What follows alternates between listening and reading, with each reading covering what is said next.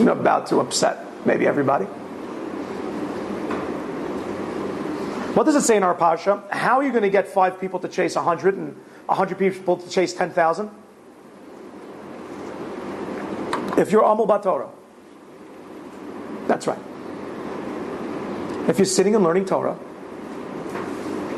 that defends our borders. You'll have peace in your land and no enemies can touch you. That's right. Anybody who ever has to defend or apologize, that's just sitting in Torah learning instead of going to the army. The Pasuk does not say, join the army. And that's the way to go and defend your borders. The Torah does say, you sit in Torah and Torah, and then God's got you. Am I saying anything against the army? Chas v'shalom. Plenty of students who went there, plenty of guys who I send there. There has to be hishtadlus, of course. There has to be an effort, obviously. But to apologize? You know, I don't understand people. I don't understand people. Do you believe in God? Yes.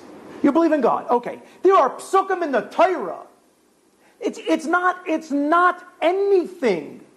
It's not anybody making stuff up. This is black and white psukim in the Torah. If you go in my ways and you do my mitzvahs, then I will defend the land, says Hashem.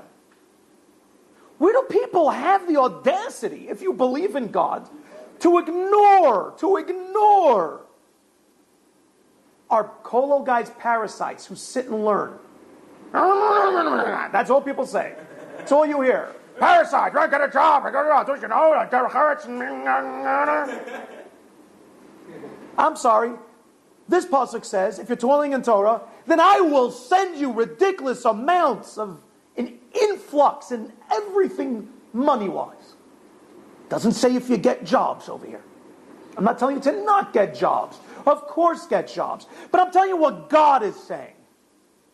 You know, I'm not sure, but the way I was told the story, when Moses came down from the mountain, it didn't just say 2 things on the tablets. It didn't just say Israel and Zionism. It didn't just say that.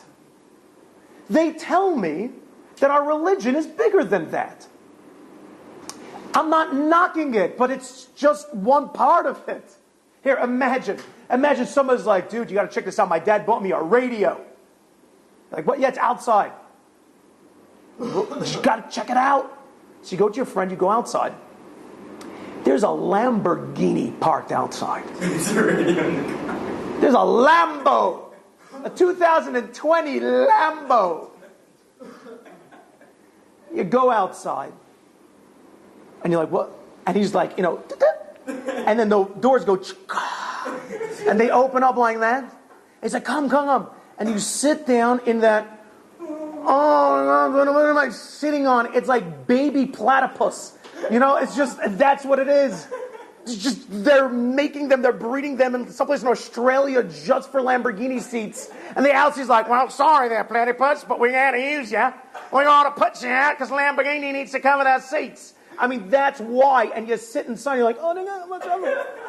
And you have 6 million horses underneath this thing, can go from 0 to the moon in 6 seconds. And then the guy just a little finger thing just revs on. And then he leans over and he presses the radio and then starts playing. He's like, my dad got me a radio. Moron! Yeah, your dad got you a radio, but he got you a Lamborghini. Morons! Yeah, in the Torah it says Israel, but he gave you a Torah. And it's so much bigger. It's so much bigger than just to settle for small-mindedness. The main thing is, it's huge. But how did you go and just throw everything else off the table? How'd you do that? As long as you go to the army. Come on. You know how many students I had go to the army that call me all the time in religious units? that their commanding officer said they're going on like a 3-night whatever mission or hike or something, and that they're only allowed a certain amount of kilograms in their bag and they can't take their tefillin? I got that phone call a few weeks ago in the news.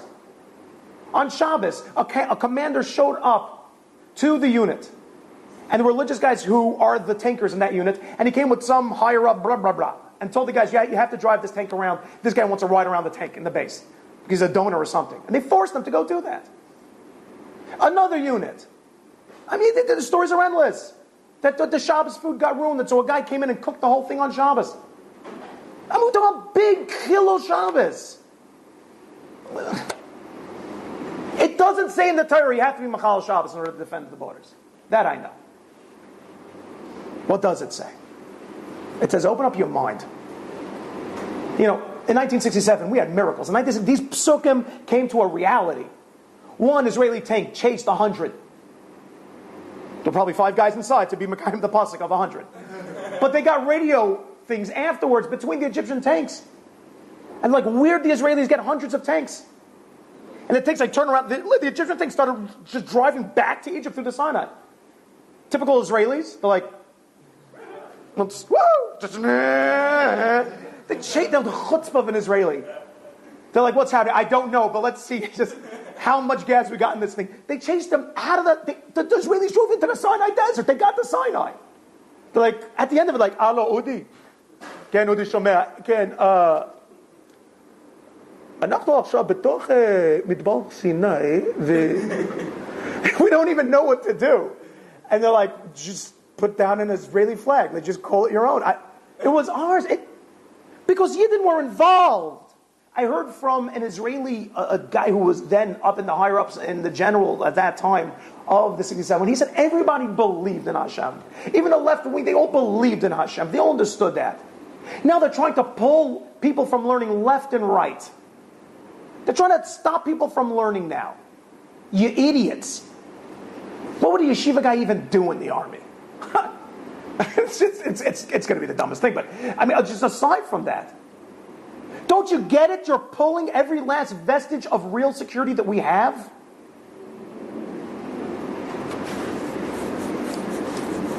And the thing that gives us this is Amelis B'Torah. You've just experienced another Torah class brought to you by TorahAnytime.com.